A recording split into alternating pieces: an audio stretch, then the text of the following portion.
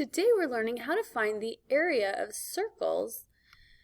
So I can find the area of a circle, and we're going to be using a new formula. I know you guys love that. Pi equals r squared. So remembering that r is the radius, and we know that radius is half the diameter. So our radius would just be to the midpoint of this circle. That would be the r. And pi, again, will usually represent, but not always, as 3.14. You may also see it as 22 over 7. And I have a squared. This is an exponent. It means that I am going r times r. The exponent tells me how many times I'm multiplying my base. So now that we're done reviewing, let's go ahead and get going here. We're just going to jump right into it. So example 1, find the area of the circle. Use 22/7 for pi. So let's start with our formula. Area equals pi r squared. And then we'll substitute in what we know. This time we're using 22 over 7 for our pi. The radius is right here. So times 7 squared. And we'll do our exponents first. So I have 49 times 22/7. And this is what I'll need to do on my calculator because this is going to give me a long number. So we'll go 22 divided by 7. See what you get. It'll go right off your screen. Times 49. And I get 154 centimeters. And hopefully you remember to say squared since this is area. Find the area of the circle, this time using 3.14 for pi. Again, we're writing this down. Every time I write it down, it helps me to remember area equals pi r squared. I noticed that I have a diameter, so I don't want a diameter. I'm going to take half the diameter to get my radius, which is 13. So 3.14 times 13 squared. 13 times 13. You should also have a square root button on your calculator if you can find one. And let's see what we get.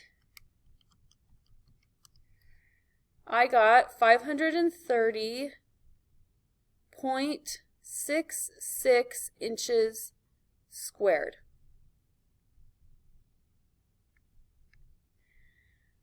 Ooh, and of course we had to make it a little bit more difficult. Find the area of the semicircle. Well, this shouldn't be too hard. Area equals pi r squared. I have a diameter again, so I'll cut that in half. My radius is 15. So 3.14 times 15 squared. And then we'll divide it by 2. So let's go ahead and get our exponents first. 15 times 15. And I'm just going to write underneath it, instead of having to rewrite the whole thing, 225. With our order of operations, we will go from left to right. So times 3.14, and I have 706.5 divided by 2.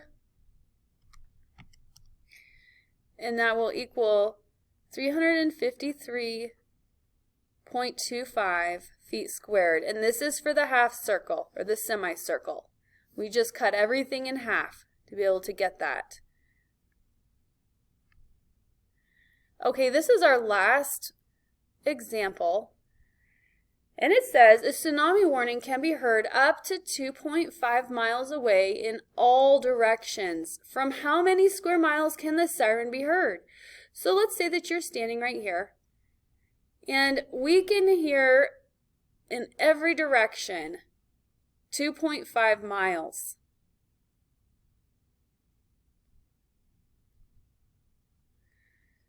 So tsunami warning again can be heard up to 2.5 miles away in all directions. So I can hear 2.5 miles that way, I can hear 2.5 miles. Whoa, that's really crazy. This way. And if I could take this arm and just go around, you would notice that this would form a circle. So now that I've drawn a picture, which helps me to visualize what's going on, because every single time that I draw, this is going to be 2.5 miles that can be heard. Every single time. And these are all a radius of a circle. So all we have to do is say area equals pi r squared and insert what we know, 3.14 times 2.5 squared. When I do 2.5 squared, I get 19.625, and I'm going to bring it down here, 19.625 times my 3.14. And that, when I multiply it, I think I skipped a step. Hold on, guys. I was looking at notes instead of doing math. Let's back up here. Okay, on my calculator, 2.5 times 2.5 gives me 6.25. So let's start this over. 3.14 times 6.25, and that will equal 19.625 miles. And that's squared. So we've answered the question, how many square miles can the siren be heard? 19.625 square miles. That's a huge amount of people who would be warned before a tsunami struck.